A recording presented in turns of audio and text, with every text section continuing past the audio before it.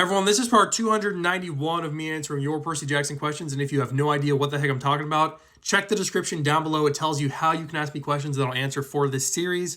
I might not answer them for a while. Hopefully it'll be sooner than later, but we'll see. Don't ask me in the comment section. Do it how it says in the description if you want me to answer your questions. All right, let's get to today's comments. We're doing two today. So the first comment says, 1, were Luke and Silena actually actual heroes? Because I feel their bad deed outweighed here good ones. There's so many issues with that question grammatically. Oh my gosh. No, I wouldn't call them heroes.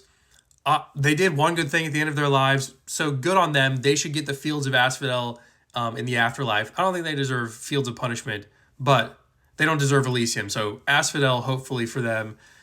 And I've said this before, the only reason I think Luke is a good hero, or the only reason I accept Luke being a hero is because he's the hero of the Great Prophecy. Percy thought it was Percy, but it actually turned out to be Luke. And I'm glad it was Luke because that means Luke died. If Percy had been the hero, Percy would have died. So that's the only reason I'm glad that Luke's a hero, is because he died in the Great Prophecy. Okay, question number 2. Were there any characters who developed worse from one of the series to Heroes of Olympus? If so, who? I know a lot of you guys are going to hate when I say this, but Nico D'Angelo, I loved him so much more when he was just this carefree kid who had nothing, no responsibilities.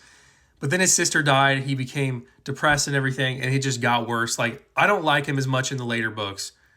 In the first book, though, in The Titan's Curse, I actually do like him. Let's move on to the second comment of the day. If you were in the books, what cabin would you think you would be chosen in, or which cabin would you want to be in?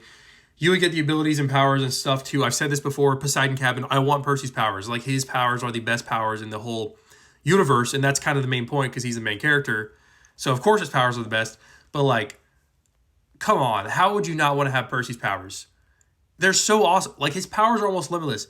Also, he should be able to bloodbend, which isn't proven in the books, I guess, but blood is mostly water, so if he can control poison, which is a liquid and is mostly water, then he should be able to control blood, so yeah. Oh, and for the record, I wrote a short story fan fiction about Percy being able to bend blood. It's actually on my channel. I read it out loud on my channel, so go check that out on my channel if you want to. It's called Percy Jackson, Bender of Blood. Bender of Blood. Why can't I talk? That's my shameless plug for the day. So yeah, that answers all of today's questions. I'll see you tomorrow for part 292 of me answering your Percy Jackson questions.